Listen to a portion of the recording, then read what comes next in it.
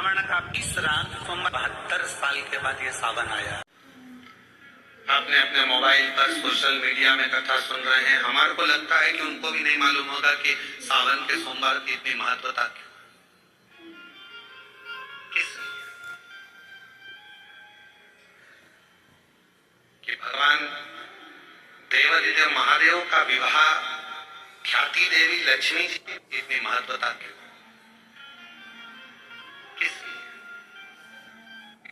पर कथा सुन रहे हैं, जितने फेसबुक यूट्यूब पर कथा सुन रहे हैं, जितने आपने अपने मोबाइल पर सोशल मीडिया में कथा, उनको भी नहीं मालूम होगा कि सावन के सोमवार की इतनी महत्वता क्यों, किस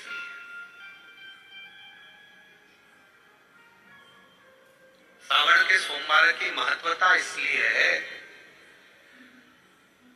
कि भगवान देवादिदेव महादेव का विवाह ख्याति देवी लक्ष्मी जी से करना चाहते थे, पर माता लक्ष्मी ने, भगवान शिव ने माता लक्ष्मी का चेहरा देखा, पढ़ लिया कि ये तो भगवान नारायण कैसे हैं, और भगवान नारायण लक्ष्मी जी से विवाह करना चाहते, और दोनों के विवाह की बात भगवान देवादिदेव महादेव ने माता ख्याति देवी से कह दी कि इनका विवाह कर।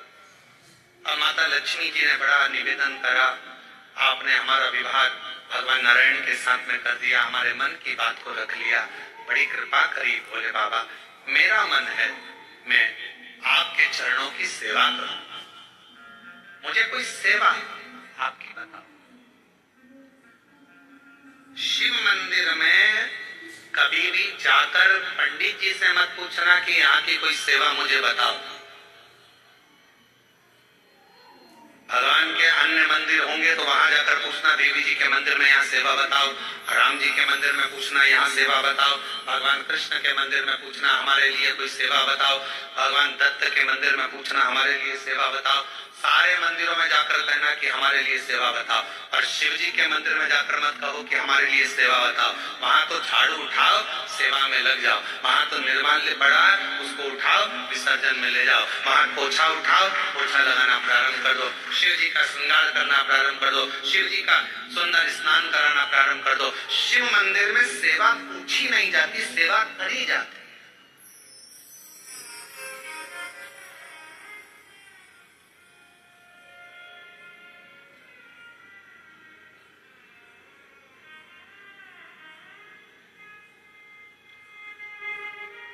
वहां सेवा करना पड़ती है। सावन का महीना था, सोमवार का दिन था, माता लक्ष्मी पूरे सावन के महीने में शिवालय में जाती, शंकर जी के कैलाश पर्वत पर जाकर खूब सेवा करती।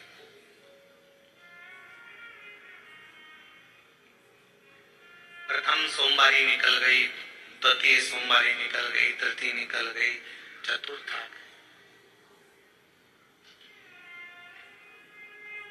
सोमवारियां निकलती चली गई। सावन का आखिरी सोमवार देवादिदेव महादेव प्रसन्न हो गए, लक्ष्मी को बुलाया, हे लक्ष्मी,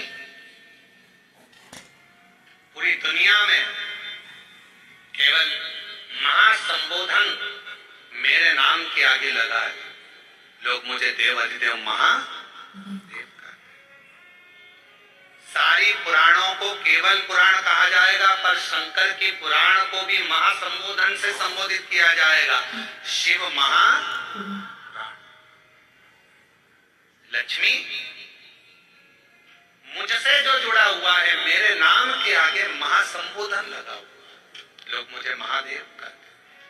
पर लक्ष्मी, तूने पूरे श्रावण के महीने में मेरी सेवा करी है, और आज सोमवारी के दिन तूने मेरी अविरल भक्ति को धारण करा है, बिना पूछे सेवा में, बिना दिखावे के तल्लीनता से सेवा करी है। मैं अपना महा संबोधन दुनिया में किसी को नहीं देता, आज तुझे दे रहा हूं। और लक्ष्मी केवल लक्ष्मी नहीं रही, उस दिन से लक्ष्मी मां लक्ष्मी, लक्ष्मी केवल लक्ष्मी नहीं रही, उस दिन लक्ष्मी महालक्ष्मी के संबोधन से प्रकट हुई। आज महासंबोधन लक्ष्मी जी को अगर किसी ने दिया तो भगवान देवाधिदेव महादेव ने दिया। और वो महासंबोधन कब मिला? सोमवार की इस श्रावण के सोमवारी के दिन जो हम व्रत करते हैं, साधना करते हैं, उपास करते हैं, अर्चना करते हैं। पूरे वर्ष आप सोमवार का व्रत करते हैं कि नहीं करते वो पता नहीं, पर सावन के महीने में 4-5 जो भी सोमवार पड़ जाएं, अगर उस पर अगर आपने व्रत कर लिया, व्रत को धारण कर लिया या शिवालय के जाकर भगवान शंकर की आराधना कर ली, तो पूरे वर्ष के सोमवार का फल सावन के महीने के 5 या 4 सोमवार में प्राप्त।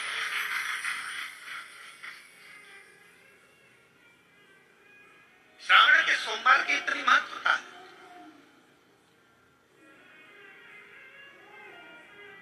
कल एक बहन ने पत्र लिखा था कि सावन महीने की इतनी महत्वता क्या है। हमने शिव महापुराण के अंदर पढ़ा तो ऐसा सावन महीने का ज्यादा लेख शिव महापुराण के अंतर्गत नहीं मिला। श्रावण महीने की इतनी प्रबलता क्यों मानी गई? तो हमारा एक तो सोमवार का महत्व, सावन के सोमवार का महत्व क्या है, कोई आपसे पूछे तो आपको बताना चाहिए कि इस दिन लक्ष्मी को महालक्ष्मी कहा गया। शिव जी ने सफलता, कल वाला प्रश्न, शांति, दिशा और सफलता बिना मांगे मिलती है शिव के दरवाजे से। क्या क्या चीज? शांति, दिशा और सफलता। शिव के दरवाजे पर जाकर केवल आप सेवा करो, शिव के दरवाजे पर जाकर आप केवल जल अर्पित करो, शंकर जी की चौखट पर जाकर आप नमन करो, देवाधिदेव महादेव के शिवालय में जाकर प्रणाम करिए। भगवान शंकर की चौखट पर, द्वार पर अगर आप जा रहे हो, 3 चीजें आपको मांगना नहीं पड़ेगी। जैसे लक्ष्मी जी ने शिव जी से नहीं मांगा कि मुझे महासंबोधन दो, लक्ष्मी जी ने नहीं मांगा कि मुझे भगवान विष्णु दो, लक्ष्मी जी ने नहीं मांगा कि मुझे ये देना। लक्ष्मी जी तो शंकर भगवान की सेवा में लग गई, तो लक्ष्मी जी को 3 चीजें अपने आप मिल गई। एक शांति हृदय की, दूसरा दिशा, लक्ष्मी जी को कहाँ जाना है, और तीसरे नंबर पर सफलता। माता लक्ष्मी केवल लक्ष्मी नहीं रही, उनको महालक्ष्मी कहा। महालक्ष्मी। और फिर समझ लीजिए, लक्ष्मी में और महालक्ष्मी में बहुत बड़ा अंतर है। जरा सावधानी से सुनिएगा कथा को। आज सोमवारी का दिन है, सावन के महीने का, तो जितने शिव भक्त ऑनलाइन कथा को सुन रहे हैं, जितने आस्था चैनल पर, फेसबुक, यूट्यूब पर कथा को श्रवण कर रहे हैं, वो भी सावधानी से सुनिएगा। लक्ष्मी में और महालक्ष्मी में भी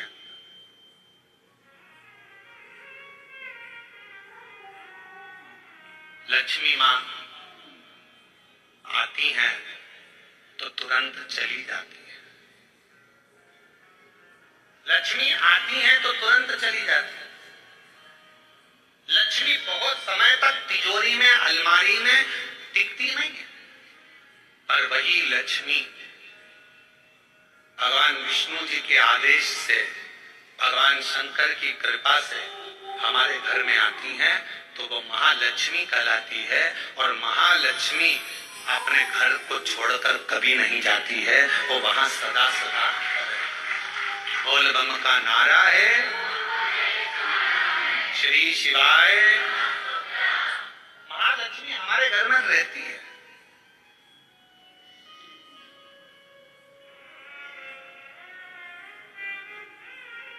शंकर जी के मंदिर में अगर आप 1 लोटा जल चढ़ाने जा रहे हो, बड़े दुखी हो, तकलीफ में हो, पैसा नहीं है, धन नहीं है, वैभव नहीं है, सोमवार के दिन आप जल चढ़ा रहे हो, तो माता लक्ष्मी को भगवान शंकर ने यह वचन दिया है, वर दिया है कि लक्ष्मी, अगर तू मुझे मेरे मंदिर में आई है तो मैं तुझसे बस केवल, तू कहती है सेवा सेवा, तो तुझसे मांगता हूँ, जो मेरे मंदिर में जल चढ़ाने आए, लोटा भरकर जल चढ़ाकर, उसका जो लोटा है, उसका जो पात्र है, उसका जो कलश है, वो खाली हो जाएगा। उस समय वो खाली अपने भवन की ओर ना जाए, उसमें लक्ष्मी स्वयं बैठकर उसके दरवाजे तक जाए। शंकर मंदिर में कई लोग कहते हैं, गुरुजी अगर कोई खाली बर्तन सामने से आता है तो वो तो अपशकुन होता है। खाली पात्र अगर देखते हैं जाते समय तो अपशकुन होता है। पर शिव महापुराण की कथा कहती है, कोई महिला, कोई बच्चा, कोई स्त्री, कोई पुरुष, कोई घर का बेटा, बहू, बेटी, कोई आदि आदि वृद्ध जन भी अगर मंदिर में शंकर जी के जल चढ़ाकर लोटा लेकर आ रहा है, तो वो लोटा, वो पात्र कभी खाली नहीं माना जाता, उसमें महालक्ष्मी का वासा माना जाता है, उसमें लक्ष्मी का प्रवेश माना जाता है। वो महालक्ष्मी से परिपूर्ण है, महालक्ष्मी विराजमान हो जाए।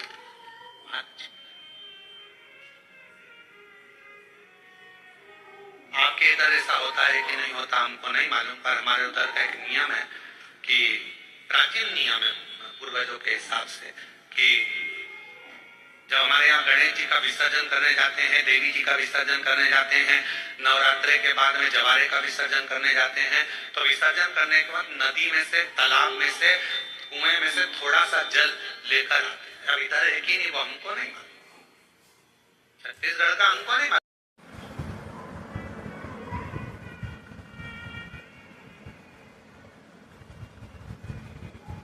और सृष्टि की रचना में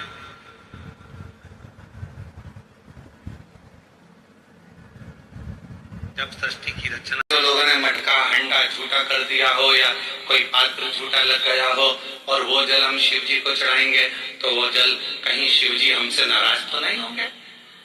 पर मेरी जीजियों, मेरे जीजाओं, बेटियों, बेटाओं, कोरबा नगर के सभी जनमानस और जितने आस्था चैनल पर ऑनलाइन शिव महापुराण की कथा को श्रवण कर रहे हो, एक बात अच्छे से समझ लेना, अगर विश्वास और श्रद्धा के साथ अगर भगवान को कुछ भी दिया जाता है तो भगवान उसको स्वीकार करते हैं।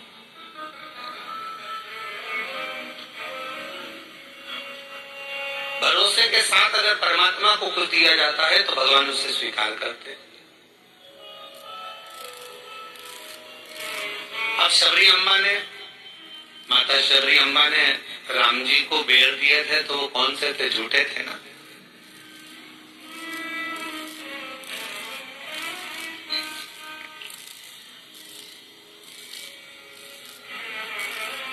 और निर्मल मन हो तो रघुवर शबरी के घर भी आते हैं।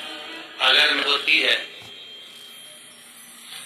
उस जड़ से, अगर पत्तियां सोचे कि मैं ही इस वृक्ष को सही रखी हूं, फल सोचे कि इस वृक्ष को केवल मैं ही सही रखा हूं, फूल सोचे कि इस वृक्ष को केवल मैं ही सही रखा हूं, तो ये उसका भ्रम है, ये उसकी भ्रांति।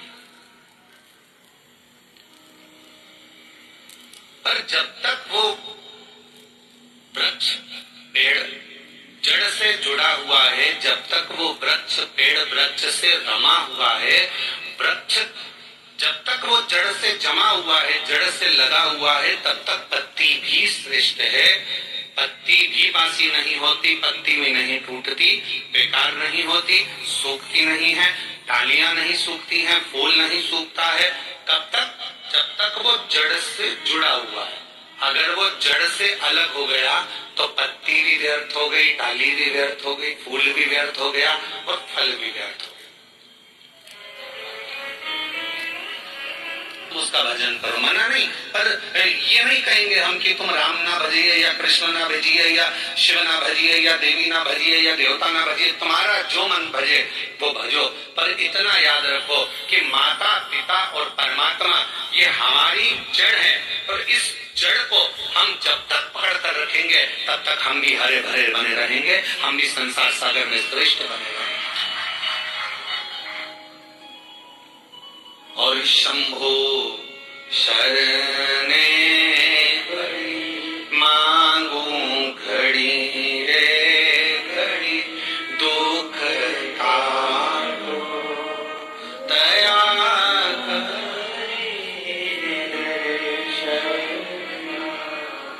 साथ में बोला करो, ये मत सोचो कि अपन कम है, बड़े आनंद के साथ बोला करो। शंभु शरणे पड़ी मांगू घड़ी रे घड़ी, दुख काटो दया करीन दर्शन हो।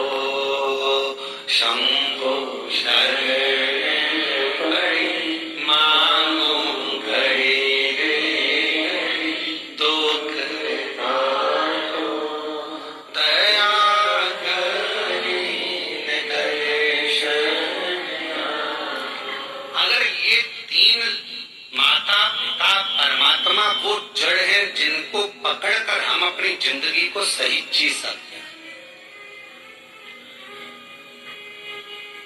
एक माता का संग,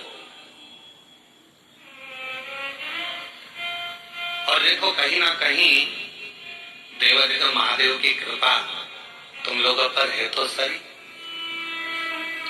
ईमानदारी से बोलना, इतना कथा का पंडाल लगा, खूब व्यवस्था भी करी गई, ऐसा नहीं कि समिति ने व्यवस्था नहीं करी, सब महाकाल भक्त मंडल ने पूरी व्यवस्था करी, पर पानी जलवृष्टि बहुत हो गई।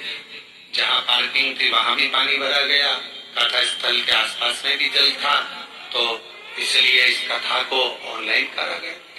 पर इसके बाद भी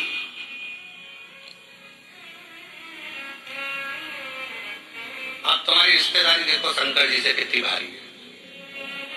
इसके बाद भी सावन का महीना और आप कोई इस हाल के अंदर और ये टेंट के छोटे से गार्डन में अगर तुमको बैठने का मौका मिल गया तो कुछ तो तुम्हारी शिव जी से अच्छी जान पहचान तो है। कुछ तो है। अग्रवाल जी आप जजमान बने हो, हम आपको भी साधु बताएंगे कि कोई तो पुण्य तुम्हारे पूर्वजों ने भी किया होगा, तुम्हारे दादा परदादा ने, माता पिता ने, कोई पुण्याई तुम्हारी भी हो, उनकी कृपा से ये मौका मिला है महाराज। ये करुणा शिव तत्व है। और कृपा की ना होती जो आदत तुम्हारी तो सोनी रहती अदालत तुम्हारी। गरीबों के दिल में जो जगह तुम न पाते तो किस दिल में होती इबादत तुम्हारी, तो किस दिल में होती इबादत तुम्हारी। शिव कथा कर रही है। एक माता, एक पिता और एक परमात्मा, ये तीन जड़ के स्वरूप है हमारे लिए। ये मूल जड़ है जिसके हम लता हैं, जिसके हम टहनियां हैं, जिसके हम फल हैं, जिसकी हम पत्तियां हैं। इससे हमको अलग नहीं होना।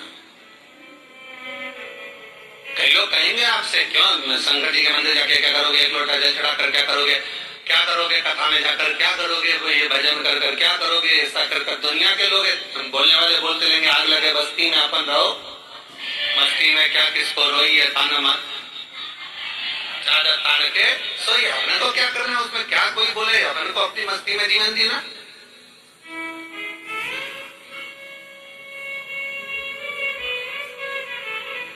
शिव कथा करेंगे। शिलाद नाम के मुनि ने तब साधना करी, और क्यों करी?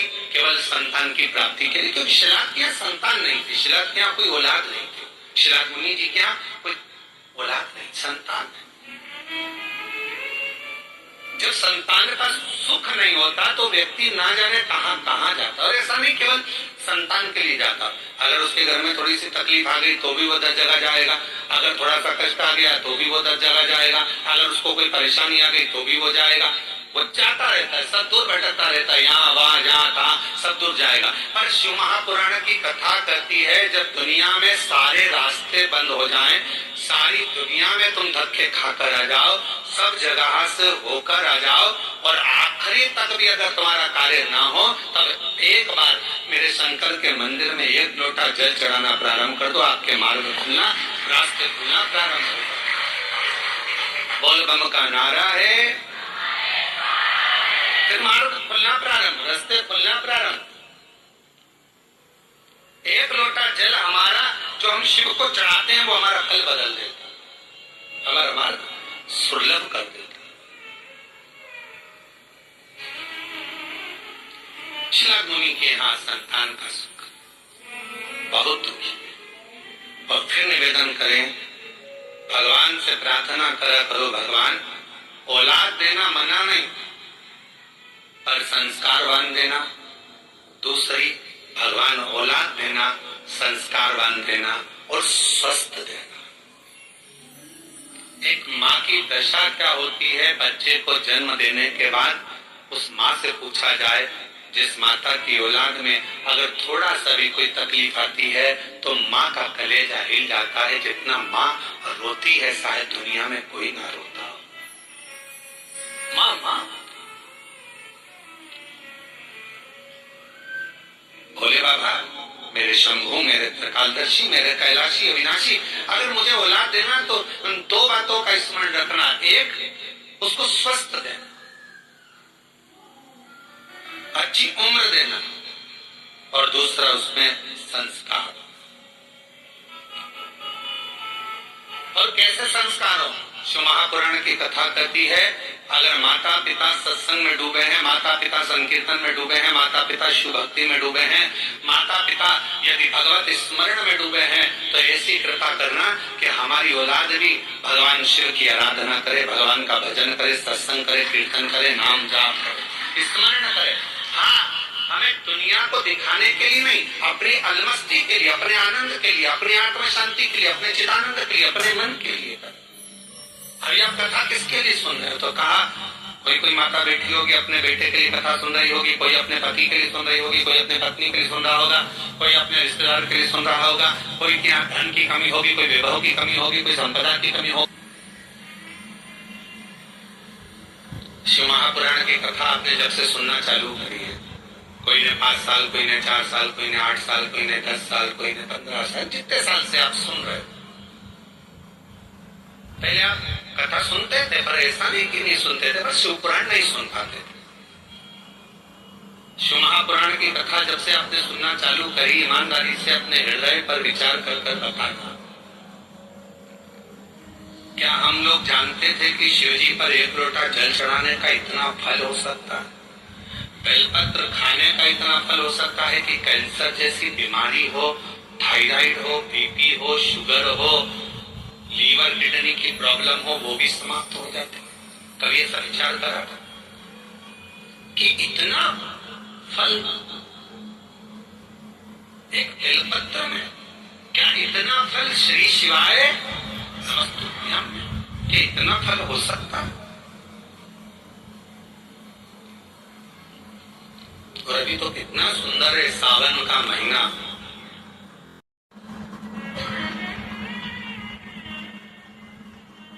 और हम सबसे कहेंगे, मान लो यदि कोई विशेष कोर्ट का केस चल रहा हो, कोई कोर्ट में कोई बातें चल रही हो, अदालत आदि में कोई कार्रवाई चल रही हो, कोई फाइल प्रशासनिक अधिकारियों के पास फंस गई हो और कुछ ना कुछ उसमें अपने को लगता है कि तकलीफ का प्रसंग है, तो हम कहेंगे शिव की आराधना करो, सत्यता पर जियो, और साथ में 5 दुर्वा, 1 कनेर का फूल पीला, 1 पीला कनेर, 5 दुर्वा, 5 बेलपत्र लेकर शिवजी के मंदिर में जाकर शिवलिंग पर समर्पित कर 2 लोटा जल सावन के महीने में उसी पर बेलपत्र कनेर के फूल पर चढ़ाइए। देवाधिदेव महादेव की कृपा होगी। ज्यादा से ज्यादा 6 महीना, 7 महीना, इससे ज्यादा निर्णय आप ही के पक्ष में आएगा और शिव की कृपा से। और इसमें एक बात और स्मरण रखें, जैसे कोई की प्रॉपर्टी है, कोई की जमीन है, और वो जमीन तुम्हारी कोई ने कब्जा कर ली, या तुम्हारा नाम नहीं हो पाई, या कोई उसमें लफड़ा हो गया, या तकलीफ आ गई और पैसा उसमें अटक गया, उसके लिए भी कनेर का पुष्प श्रावण महीने के सोमवार आते हैं, रविवारी, सोमवारी और भोमवारी। कौन कौन से बार हो गए? रविवार, सोमवार और मंगलवार, 3 बार। प्रथम दिवस में कनेर का 1 पुष्प लेना है, द्वितीय दिवस में कनेर के 5 पुष्प लेना है, और तृतीय दिवस में कनेर के 3 पुष्प लेना है। बेलपत्र एक साथ में लेकर शिवजी को रविवार के दिन भी समर्पित करें, सोमवार के दिन भी समर्पित करें और मंगलवार को 3 कनेर के पुष्प के साथ बेलपत्र लेकर बाबा को समर्पित करें। कितना भी अटकी हुई प्रॉपर्टी होगी, कह दिया उसने मैं तेरे नाम प्लांट नहीं कराऊंगा और पैसा लेकर बैठ गया या पैसा नहीं दे रहा है या किसी भी रूप में वो अटका हुआ है, अगर सावन के 4 सोमवार पढ़े या 5 सोमवार पढ़े, आपने ये प्रत्येक सावन के सोमवार के पहले, फिर से बोलो कौन सा बार, रविवार, सोमवार और मंगलवार, ये 3 बार का क्रम अगर प्रत्येक सोमवार के पहले और बाद में कर लिया तो आपको उसे प्रॉपर्टी उस व्यक्ति को तुम्हें देना ही पड़ेगी, छोड़ना ही पड़ेगी। उसको खुद अपने आप में बेचैनी होने लगे, बुलाएगा, आपको जाना नहीं पड़ेगा, खुद बस फोन लगाया आपने, भैया हमारा करा दो, हमारा करा दो, 2 बार 3 बार अगर बोला, चौथी बार वो खुद बुलाएगा, बेचैनी पड़ेगी। मेरा बाबा उसको खुद खल बुला देता। शिव शिव है, उसको कहते सत्यम शिवम शंकर शंकर, और नित्य कृपा कर। 1 लोटा नहीं, कितना, 2 लोटा जल चढ़ा रहे हो सब लोग, बहुत जोरदार। तुम्हारे लोटे का ही तो असर है, जो कोरबा में इतना पानी गिर गया, ये तुम्हारे ही लोटे का असर है। कथा सुन रहे होंगे टीवी पे ऑनलाइन, तो सब सिर पे पल्लू ले लेके आपस में बात तो कर रहे